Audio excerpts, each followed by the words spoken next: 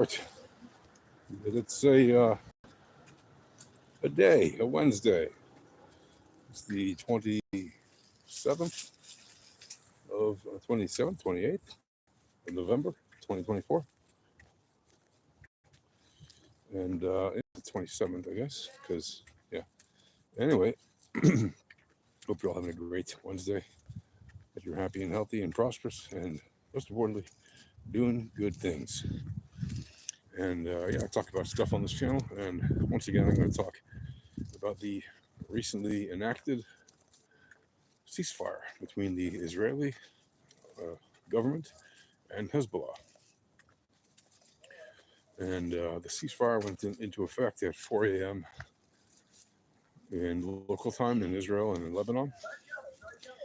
And so far, I'm pleased to report that up here in the north of Israel, we have not had any complaint cylinders fired at us from Hezbollah since that 4 a.m. time when the ceasefire went into effect.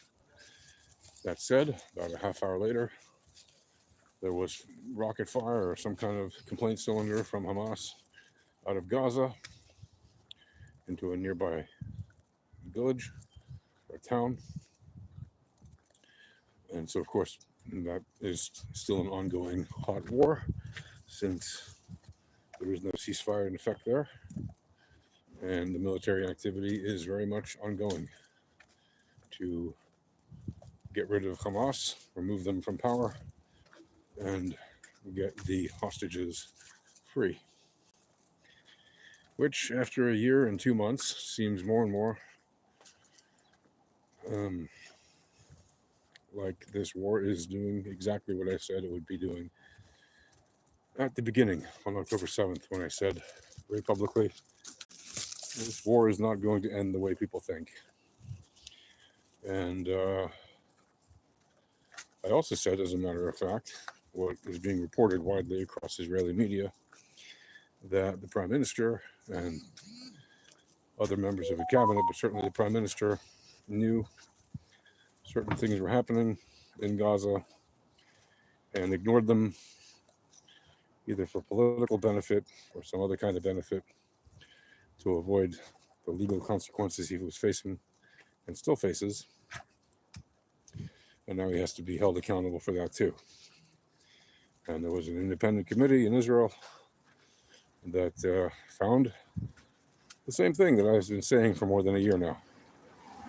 They've said that there's evidence that he knew, and there's significant evidence that he knew, although he denies it, and his office denies it.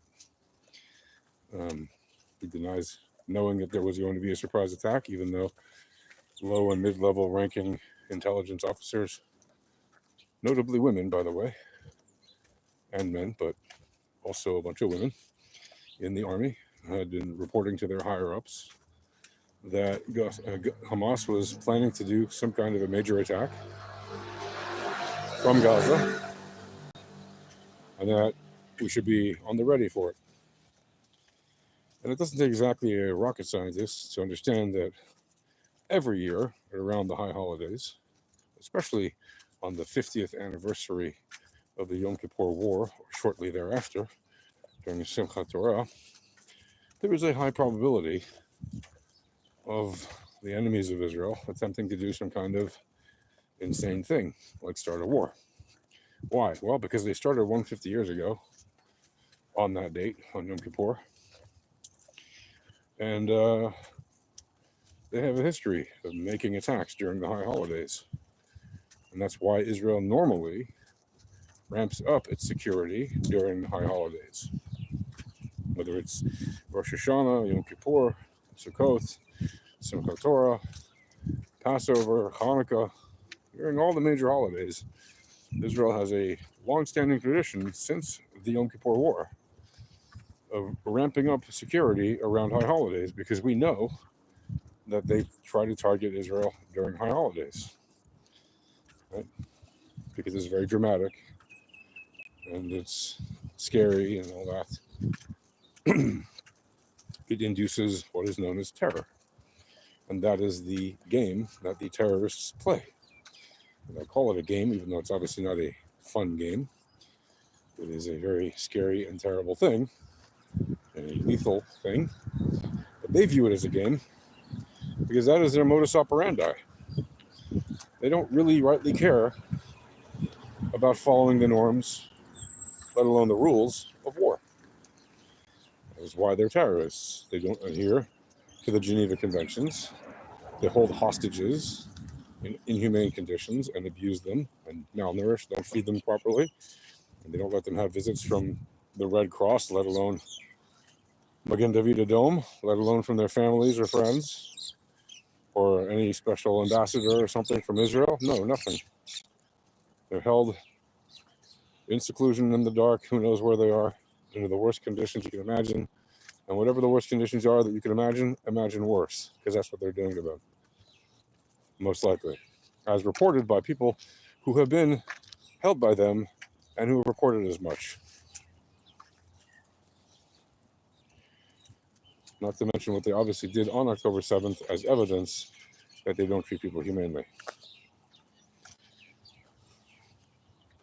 So the question is, will this ceasefire hold between Israel and Hezbollah?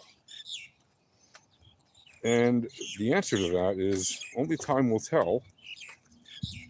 And in theory, this ceasefire has what are known politically as teeth, meaning that Israel has the right, should Hezbollah violate the ceasefire in any way, to go right back into Lebanon and start dismantling more of their assets and doing more of what it's doing right now. So it's not just a matter of if they shoot rockets or send you, drones or whatever, mortar fire, missiles, anything. It's not just that. It's also if they maintain any armed assets, or including just terrorists who are actively engaged in terrorist operations in any way, even logistical stuff, after this 60-day period during which both sides are supposed to cease, not shoot at each other, and they're supposed to disengage, and Israel is supposed to gradually withdraw from Lebanon. Right, it has reached the Litani River, so it's supposed to start pulling back from there within days or weeks, and we will see whether or not all the parties involved do what they're supposed to do. Right, the Hezbollah is supposed to move their forces and assets and whatever they have north of the Litani River. The Lebanese army is supposed to have about 5,000 or 10,000 troops that they're going to send to South Lebanon to man the posts on about 33 bases that were specified on maps by the Israeli army. And the US and France are supposed to create a new monitoring mechanism that will, in theory, do what UNIFIL has never managed to do, which is to keep the forces that are belligerent towards each other sticking to the agreement. And the question is, will they actually do that? And if they don't, will Israel actually be allowed, at the very first violation, to do what they've been promised they will be allowed to do? Or will we see more of the typical reactions from the US and France and other governments saying, no, it's a minor violation. Let's not let this thing get out of hand. Well, a minor violation is exactly what leads to more violations, which is exactly what leads to war. So if there is, God forbid, even a minor violation, personally, I hope Israel makes every possible effort it can to decimate what is left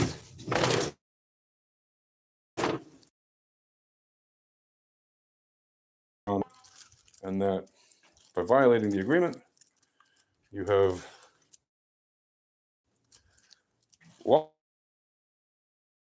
lost